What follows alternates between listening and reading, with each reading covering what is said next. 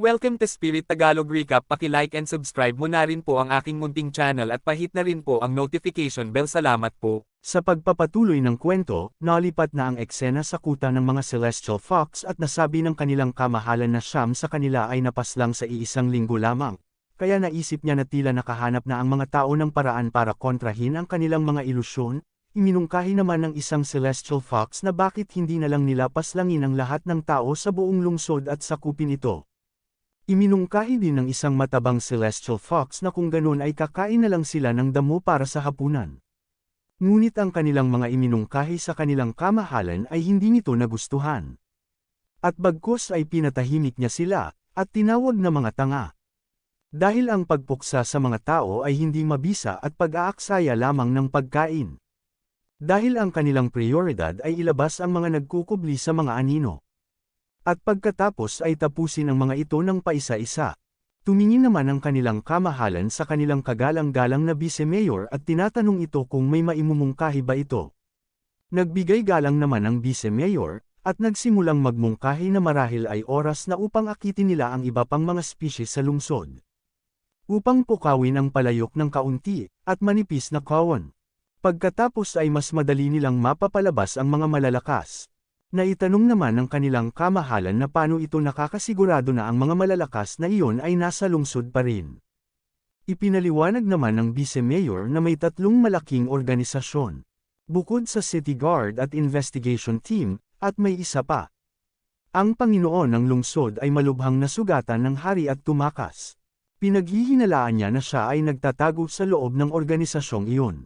Sigurado siya na hindi ito umalis ng lungsod at naghihintay pa rin sa kanila na magpakita sila ng kahinaan. Matapos ang iminungkahi ng vice-mayor ay mabilis na sumang-ayon ang isang Celestial Fox na sa tingin niya ang pagpapadala ng iba pang mga species ay isang magandang ideya. Dinagdagan din ito ng matabang Celestial Fox na maari siyang gumamit ng pagbabago ng lasa, matapos iyon ay pinuri ng kanilang kamahalan ang plano na iyon, ngunit dapat nilang tandaan na ang hari ay natutulog pa rin. Kaya sa ngayon ay maari niyang matamo ang kanilang pasasalamat, ngunit ay kapag umalis siya sa linya, kahit saglit, ay hindi siya magdadalawang isip na tapusin siya, at huwag niyang kakalimutan ang kanyang lugar, at tinawag itong Huang Zeming.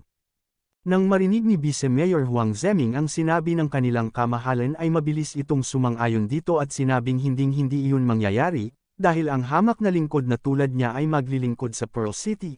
Ngunit sayang ang dating Panginoon ng lungsod ay walang kakayahan, dahil ang lungsod ay tumitigil sa kanyang mahinang pamumuno at sana lang ay sakupin ng malakas ang Pearl City. Makalipas ang ilang sandali ay bumalik na ang eksena sa darkroom space kung saan si Wang Jiamin ay patuloy pa rin sa pagluluksa sa pagkamatay ng kanyang mga magulang, at humihingi ito ng tawad na sana kung alam niya lang.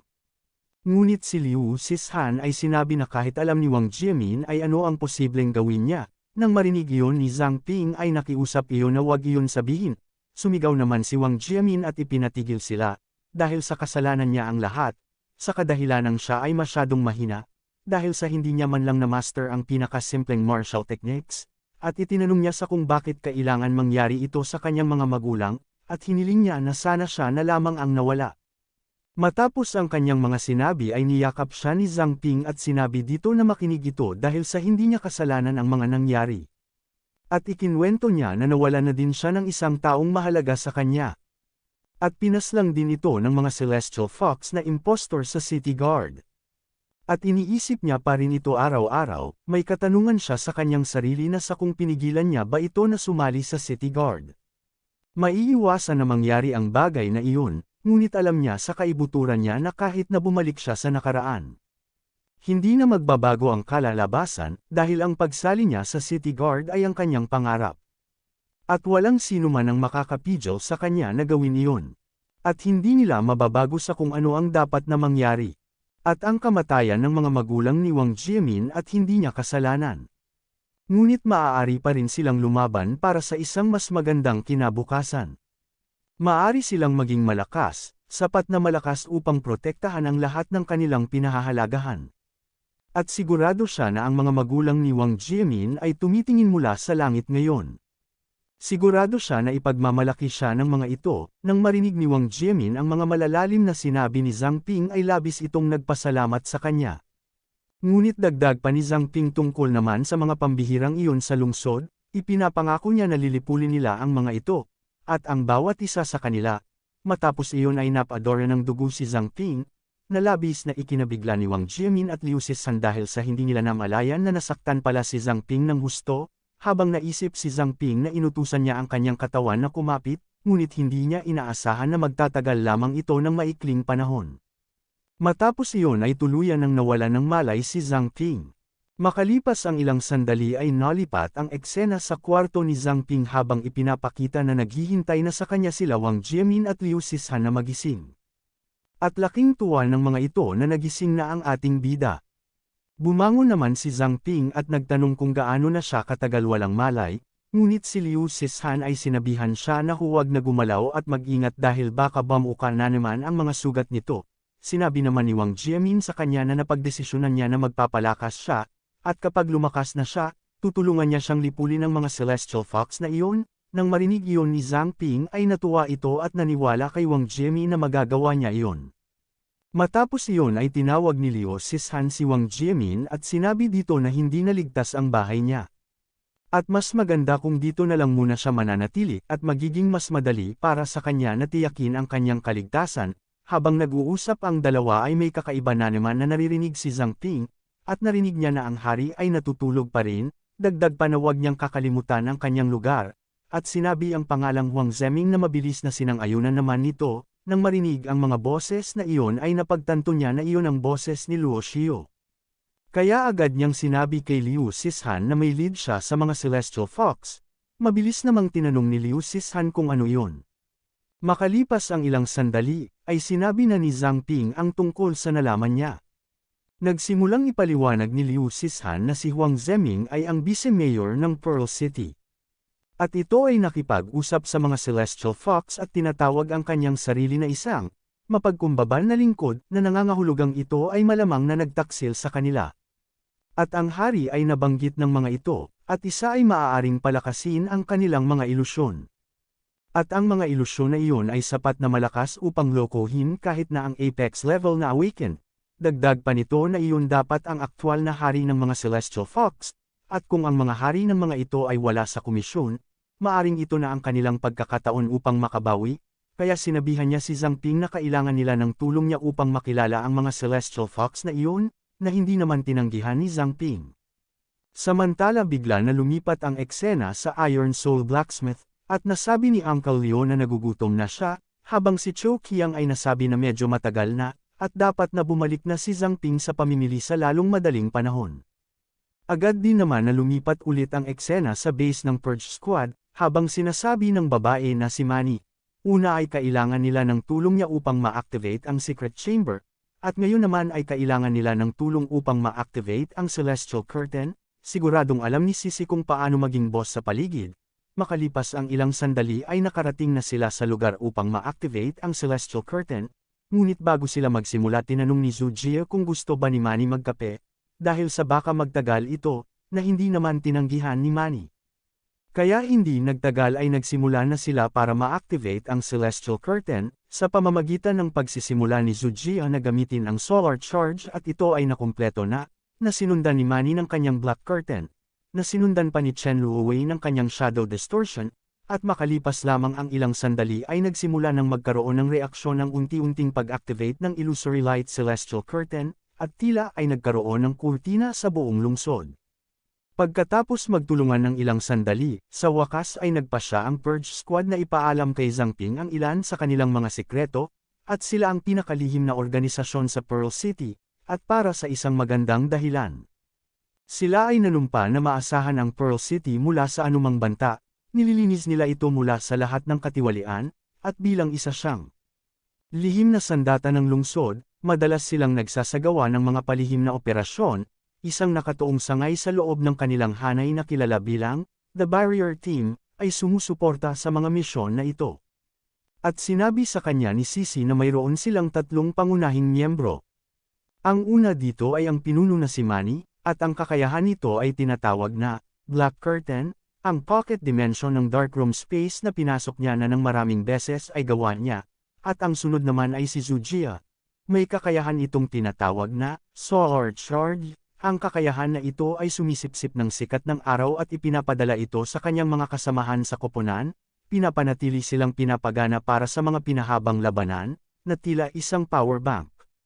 At sa wakas, si Chen Luowei, ang kanyang kakayahan ay, pagbaluktot ng liwanag at anino, at maaari niyang manipulahin ang liwanag at anino upang hindi makita ang kanyang sarili o anumang bagay at ito ay ganap na hindi makikita.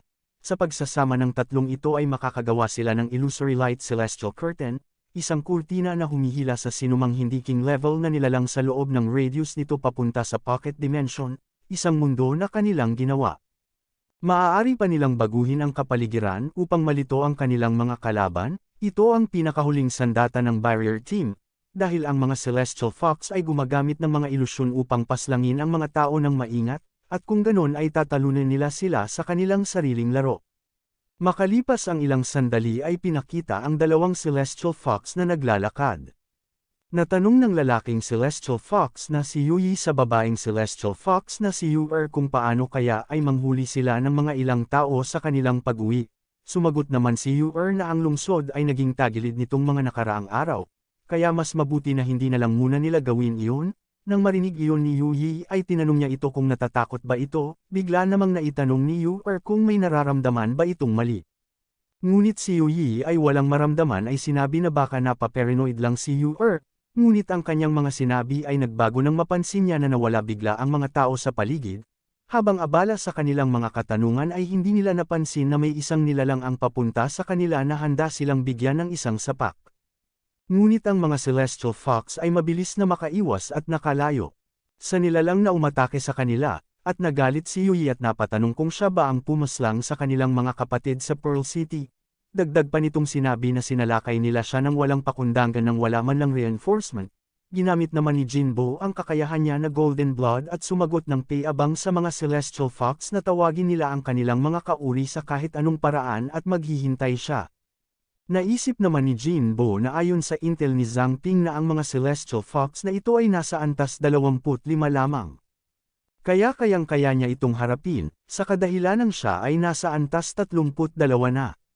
Matapos iyon ay mabilis na sumalakay ang dalawa kay Jinbo.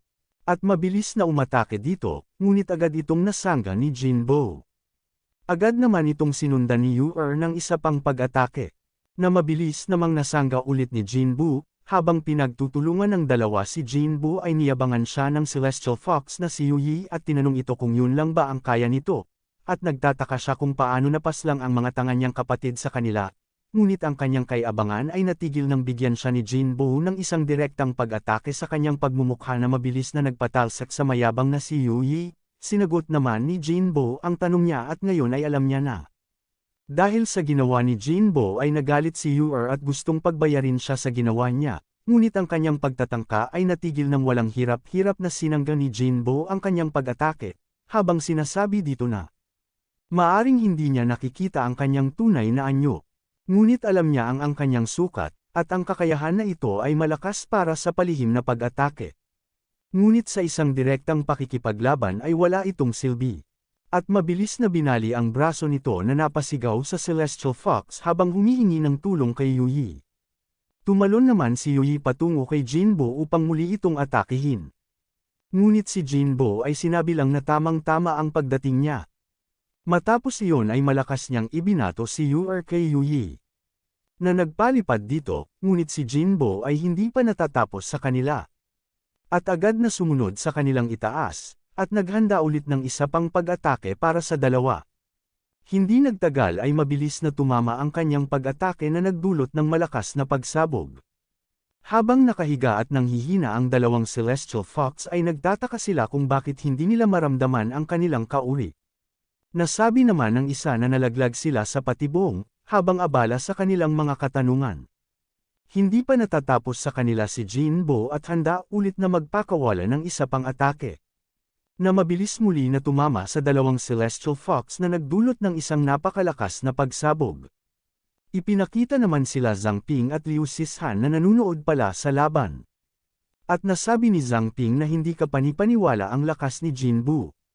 Ipinaliwanag naman ni Liu Sishan sa kanya na si Jinbo ang pinuno ng kanilang combat division. Natuwa naman si Zhang Ping dahil ang anyo ni Jin Bo ay nagbibigay sa kanya ng Super Saiyan vibes. Nang marinig iyon ni Liu Sishan ay nagtaka siya sa sinabi ni Zhang Ping. Bumalik naman sa totoong mundo, at bigla na lang na tumawag sa kanila si Shibai. At ibinalita nito na mayroon silang problema, dahil ang mga mutated beast ay nagtitipon sa labas ng lungsod. At ito ay lumitaw na nabalisa na parang may isang bagay ang pumukaw sa kanila.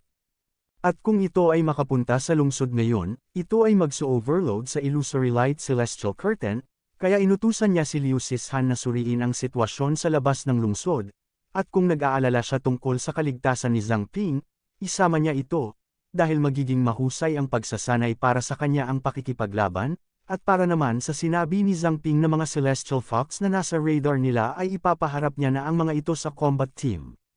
Nang marinig iyon ni Liu Sishan ay naunawaan niya ito, napatanong naman si Zhang Ping sa kanyang isipan kung yung nakatagpo ni Chou Qiang na mga lobo ng bagyo ay may koneksyon ba.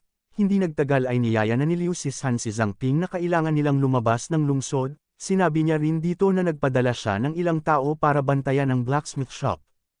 Naitanong naman ni Zhang Ping kung isa bang big shot ang kausap niya kanina.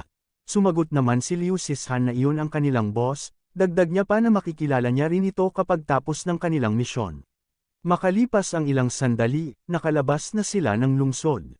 At nasabi ni Zhang Ping na ito ang unang pagkakataon na nakalabas siya sa city wall. Habang naglalakad ay may napansin siyang isang halaman kaya binalak niya itong lapitan. Ngunit si Liu Sishan ay pinigilan siyang lumapit doon. Na ipinagtaka ni Zhang Ping, ngunit ang kanyang pagtataka ay natigil nang sumabog ang halaman na plano niya sanang lapitan. Ipinaliwanag ni Liu Sishan ang bagay na iyan ay tinatawag na hydroelectric acid na damo na lubhang kinakain ng unti-unti. Gaya ng may isip ni Zhang Ping ay ngayon na ang panahon na ang bunga nito ay hinog na, kaya ang hinog na prutas ay sumasabog na parang isang paputok. Dagdag niya na ang hydroelectric acid na damo ay kumakalat ang mga buto nito sa ganitong paraan, kaya sinabihan niya si Zhang Ping na mag-ingat sa kanyang mga gagawing paghakbang, at mayroong isang tiyak na mutated beast na kumakain sa damong ito. Itinuro niya naman ang isang mutated beast na at sinabi niya dito na isaalang-alang niya itong una niyang kalaban, dahil siya ay iimbestigahan ang sitwasyon ng mutant beast riot, at huwag siyang masyadong gumala. Makalipas ang ilang sandali ay nakaalis na si Liu Sishan, kaya nagsimula ng suriin ni Zhang Ping ang mutated beast. At nalaman niya na tinatawag ang mutated beast na ito bilang Caustic Aqua Bunny, at ang species nito ay mutated rabbit, at may potensyal na paglago na 3-star na may lakas na low-level mutated beast, at nasa antas siyam, mayroon itong kakayahan na aqua shot, fires highly corrosive acidic projectiles mula sa mga glandula na nakatago sa mga tainga nito. Matapos masuri ni Zhang Ping ang Aqua Bunny ay nasabi niya ang kuneho na ito ay mukhang hindi nakakapinsala. Ngunit ang antas nito ay mas mataas kaysa sa Armored Venomtail Rat. Matapos iyon ay mabilis niyang ibinato ang kanyang beauty steer patungo sa kuneho. Ngunit gayunpaman ay mabilis lamang na nakaiwas ang kuneho. Gayunpaman ang ating bida ay hindi pa natatapos at ginamit ang Pearl Fist para muli itong atakihin. Ngunit ang kanyang balak ay napahinto nang barilin siya ng mga acid nito. Nalabis niyang ikinabigla dahil sa hindi niya inaasahan na kaya nitong bumaril mula sa malayo. At dahil sa nangyari ang hydroelectric acid na damo ay na-trigger. At naisip niya na kailangan niyang iwasan ang mga ito. At pag-aralan ang sitwasyon habang ang kanyang katawan ay nasa autopilot. Habang umiiwas sa mga acid ay naisip niya na ang kuneho na ito ay may nakakabaliw na pandama at reflexes. Dahil ang kanyang palihim na pag-atake laban dito at walang silbi. Nagagawa din nito ang mga pangmalayuang atake at ito ay immune sa acid. Isa rin itong tuso dahil nagsaspray ito ng acid upang hindi siya makalapit sa kanya. Pagkatapos ay dadalhin siya sa kung nasaan ang mga prutas na hinog. Dagdag niya pa na ito ay mabilis, matalino, at nakakamatay. Kaya nasabi niya na mukhang hindi ito magiging madali, ngunit nagtataka siya kung bakit hindi siya nasusunog ng acid na iyon, dahil sa alam niyang hinaranggan niya ang aqua shot nito gamit ang kanyang mismong kamay, kaya napatanong siya kung dahil kaya ito sa apoy. Mabilis naman ulit nagpakawala ng acid ang kuneho, ngunit ay nagawa itong maarang ni Zhang Ping gamit ang kanyang apoy, at tulad ng kanyang inaasahan ang acid ay sumisingaw kapag dumidikit sa apoy, kaya napagtanto niya na Kaya pala ayos lang kay Liu Sishan na lumaban siya sa mas mataas sa kanyang antas. Dahil sa mga nangyari iyon ay labis na nagalit ang kuneho at ito ay nag-iba ng anyong napatanong kung bakit hindi natutunaw ang ating bida. Matapos iyon ay mabilis itong sumalakay kay Zhang Ping. Habang ang ating bida ay parang naging pamilyar sa pakiramdam na ganito.